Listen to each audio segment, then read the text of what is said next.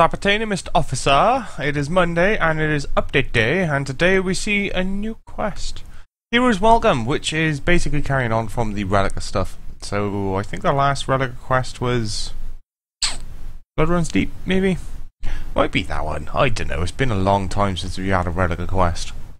But this one is called Heroes Welcome, and it's all about V. And if you don't know who V is, basically he is a, well, Relica god, Viking god, whatever the hell you want to call him. So he's a bit of a bad boy, and these are the requirements, quite a few. Loon Diplomacy, Tyberwani Trio, 60 Div, 67 Mining, 62 Slayer, 67 Smithing, all of Auto God Blessed Barbarian Training complete, which is annoying, and a combat level of at least 100.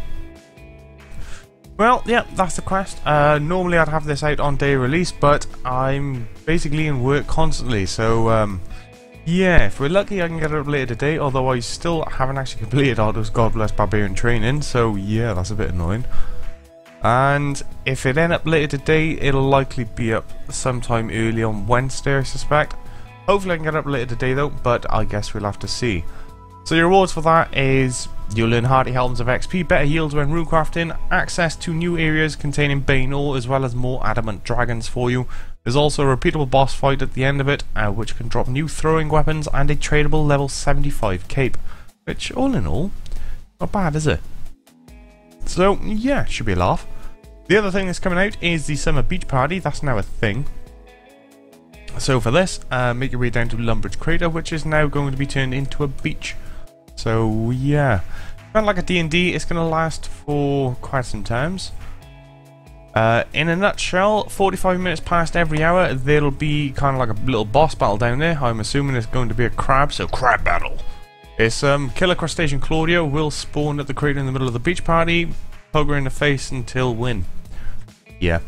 There's some other kind of little things you can do. You can build sandcastles for construction XP, you can fish at the rock pools for fishing XP, you can cook on the barbecue for some cooking XP, and you can pick some coconuts and farming XP and then put them away for more XP, and then you can shoot the coconuts in the face and earn yourself some ranged XP.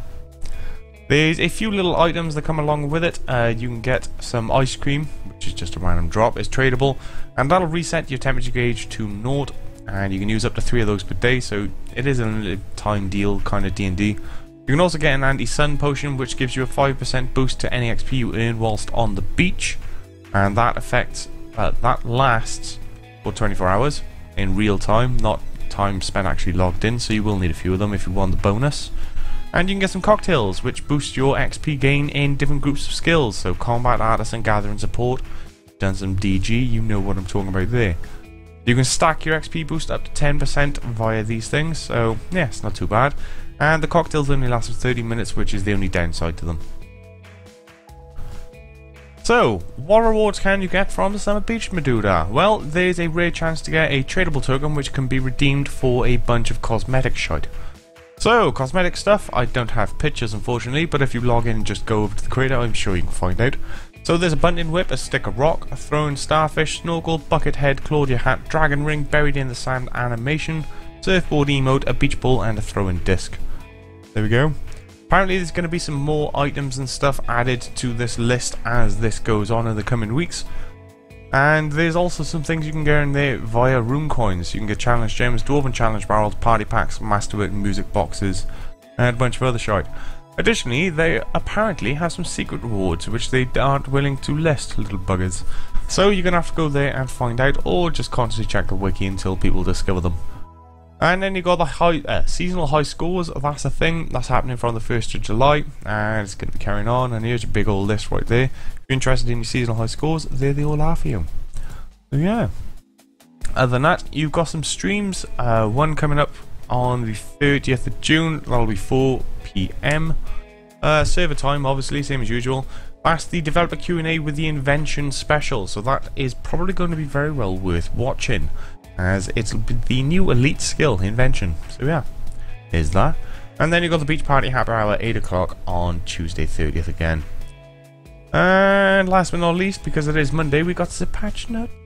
So graphic wise, the maximum size of tooltips on NPCs has been altered to allow the display of multiple icons after their name. The advanced pulse core buff icon's been updated to display the new model. Skilled Horror no longer has green polygons visible from underneath its model. The chat head for Dark's helm has been updated to match the new character model. Moving on to your skills minigame, selecting Burial Armor via the Anvil interface will now correctly remember the player's choice. Players can no longer stay inside Flash Powder Factory longer than intended. The Thaler shop now gives the correct information for Vanguard and Trickster boots as well as gloves. An issue where some players were unable to spot the PBJ Polar Bear if they logged into a free world to perform their weekly resets been fixed. Players who are unable to take part in Tears of Gothics as they are within 100k of maximum XP and have maximum quest points can now tick off the requirement for the distracted title after telling Juna a story. An issue that allowed players to open the Treasure Hunter interface during a duel has been fixed. Dominion crossbows and staffs are no longer referred to as swords when trying to equip them outside DT. The Observatory Professor will now reliably recognise players who have a coordinate clue scroll. Several spelling errors previously displayed when players reached their Evil Tree kindling cap have been fixed. Moving on to your quests and achievements, players who have not fully completed Ritual the Mazra but have completed While Gothic Sleeps and performed a defense reset will now be able to complete the quest correctly. A typo in Legends quest has also been fixed. So moving on to your miscellaneous stuff now then, players can now spend coins to fully recharge their Kethsi ring, 50k per charge. The detonate ability can now be used to deal AoE damage without a specific target. Only direct damage now counts towards combat challenges set up via a challenge gem. An incorrect message telling players that had a reward from Diango when their bank was full has now been fixed.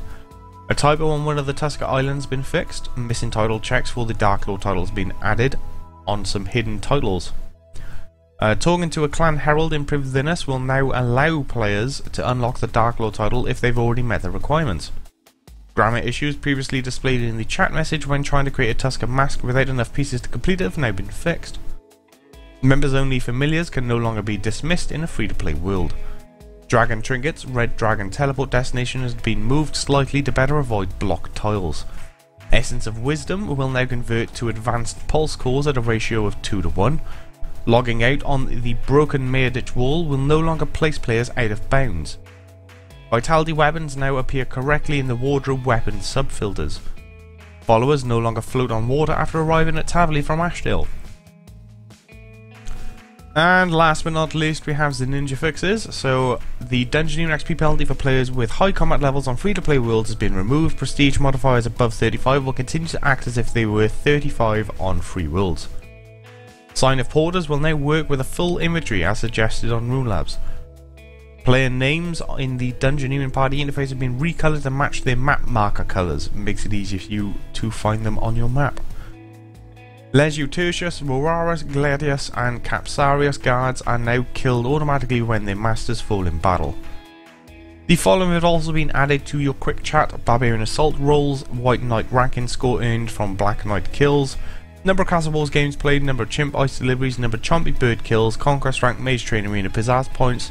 The missing my levels are X, Divination, Dungeoneering Farming, Pest Control reward points, number of Demark replica rocks pairs added and Golden Briannan rocks statues completed, and a number of Void corpses cremated.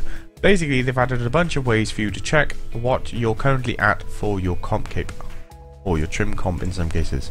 There we go. That's pretty much it.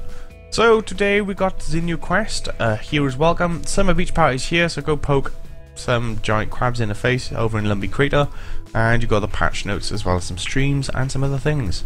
So as I said, hopefully the quest guide will be up later today.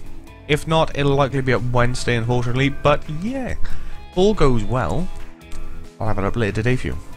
Happy days then. So now you've all been informed. Have a good one, motherfuckers. It's nice and warm. I'm liking it.